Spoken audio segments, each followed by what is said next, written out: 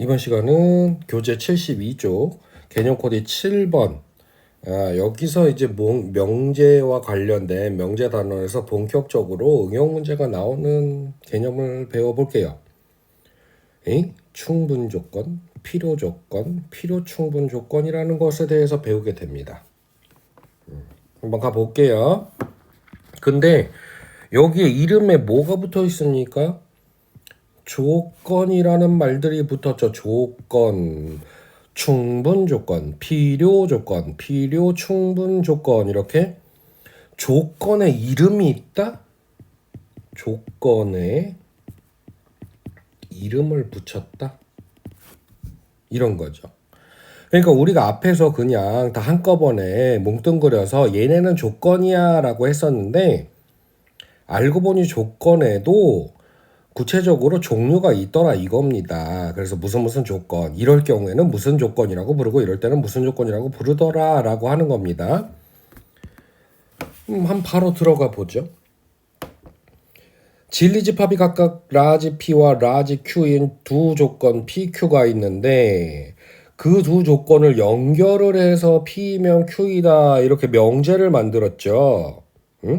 그쵸? 바로 앞에서 한 내용입니다. P면 Q이다. 이게 참이면요. 이게 참이면 이거를 화살표를 두 개를 써가지고 P 화살표 두 개 Q로 나타내는 거야. 즉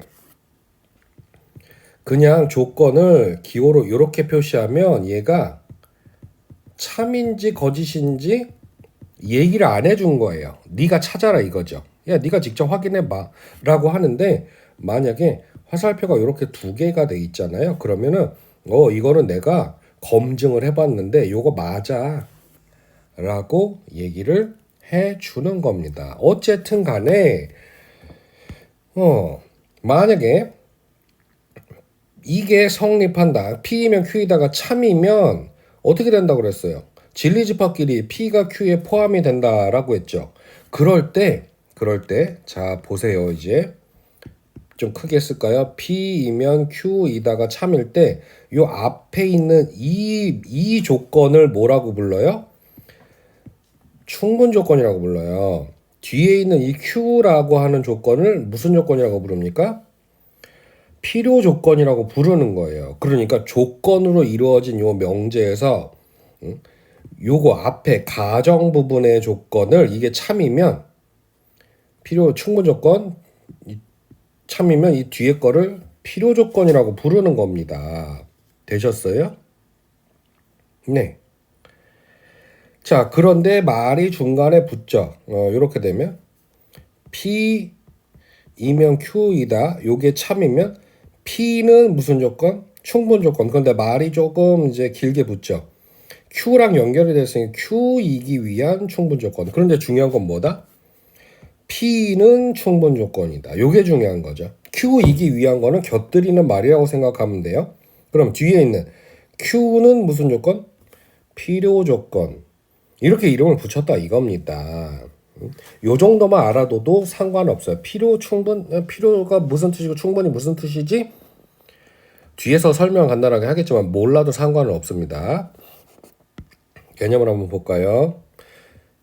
P면 Q이다 해서 요 두 조건을 붙여서 만든 이 조건 명제에서 앞에 있는 P를 가정, 뒤에 있는 Q를 결론이라고 배웠죠. 근데 이 명제가 참이면 앞에 있는 가정에 있는 조건을 충분 조건이라고 부르고 뒤에 있는 Q를 필요 조건이라고 부른다는 겁니다. 즉, 요 명제를 봤을 때 화살표가 나오면 충분 조건이고 화살표가 들어가면, 화살표를 맞으면 필요 조건이 된다 이거예요.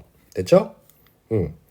그래서 진리집합의 포함관계랑 연결을 하면 P가 Q에 포함이 되면요, P이면 Q이다가 참이 되는 거죠.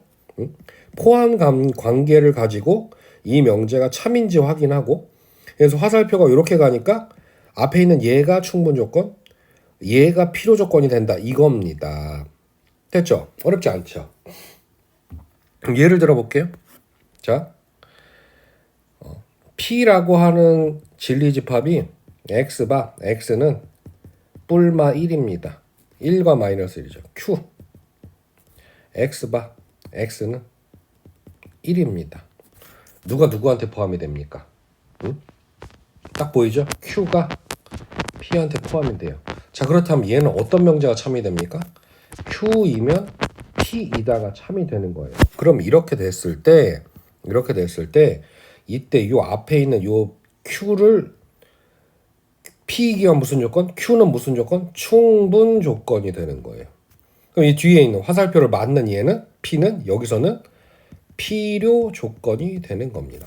이렇게 구분하시면 돼요. 어렵지 않죠?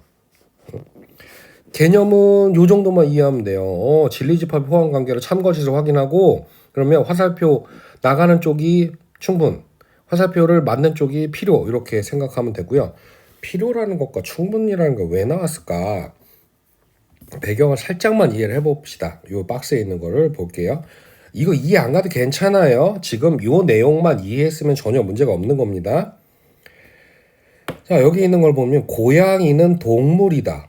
당연히 맞는 얘기죠. 고양이 동물이잖아요. 식물 아니잖아요. 그러면 고양이라고 하는 요 앞에 있는 요거를 P라고 하고요. 뒤에 있는 요 조건을 동물을 Q라고 하면 P면 Q에다가 참이죠. 됐나요? 그래서 고양이가 되기 위해서는 먼저 식물이 아니고 동물이 될 필요가 있는 거 아니에요. 그쵸?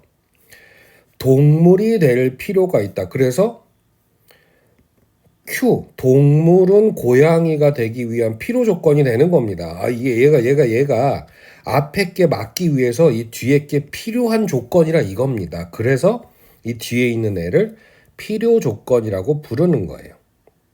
그 다음에 내가 이게 고양이라고 그러면 고양이가 동물인 거 다 알잖아요. 이미 얘가 고양이면 동물이 되기에 충분한 조건을 갖춘 겁니다. 그쵸? 그래서 고양이면 동물이 되기에 충분하니까 고양이면 동물이지 뭐 얘가 뭐겠어. 이렇게 되는 겁니다. 그래서 고양이 앞에 화살표가 나오면 얘는 요 동물이 되기 위한 Q가 되기 위한 무슨 조건? 충분 조건. 이렇게 해서 이름을 붙였다라고 하는 거예요. 그러니까 중요하진 않죠. 근데 이제 왜 필요, 왜 충분 이렇게 이름을 붙였을까라고 하는 의문이 된다면 요 내용을 읽어보면 납득이 되실 거예요. 됐죠? 자, 그러면 이 페이지에 또 다른 개념 마저 나가 볼까요? 필요 충분 조건? 그렇죠. 필요 조건, 충분 조건 다 했고 필요 충분 조건이라는 게 하나가 더 있었죠. 얘는 말을 해석을 해보면 무슨 뜻이냐면 앞에서 얘기했던 그 조건이 필요 조건이면서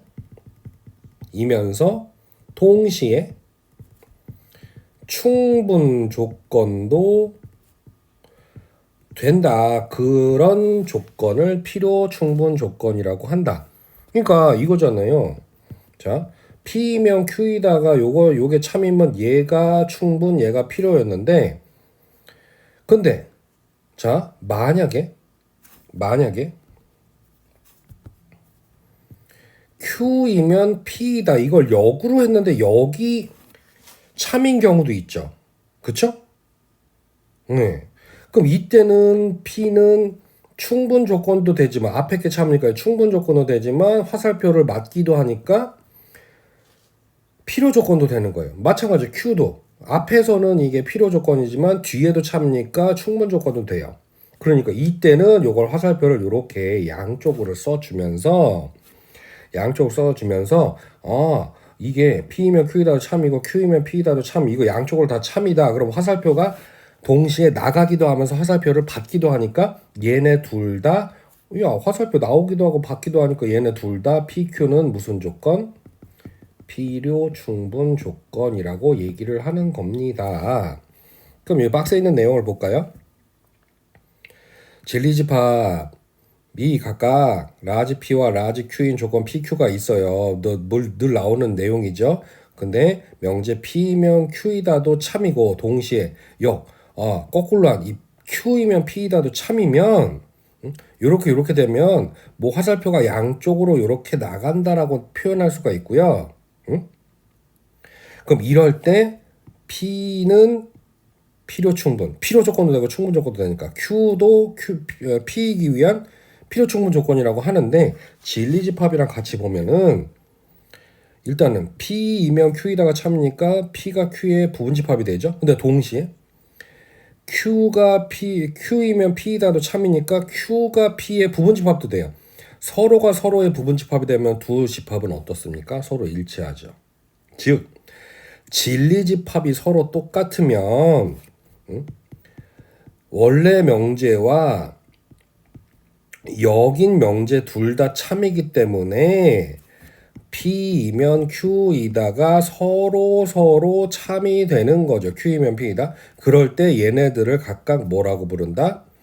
필요 충분 조건이 된다. 그러니까 화살표가 양쪽으로 가는 거, 또 진리집합이 서로 같은 경우 얘네의 조건들을 필요 충분 조건이라고 부른다. 여기 예시가 나와 있으니까 예시도 한번 보세요. 필요 충분 조건 기본 개념은 다 이해를 하셨을 겁니다. 그렇다고 문제가 쉽게 풀리진 않아요. 여기 이 필요 충분 조건에서 문제가 응용이 돼서 잘 나오기 때문에 조금 어려운데, 자, 기초부터 차근차근 해야죠. 그래서 이 필요 조건, 충분 조건의 개념, 그 다음에 진리집합 포함 관계 확실하게 정리해 두시기 바랍니다.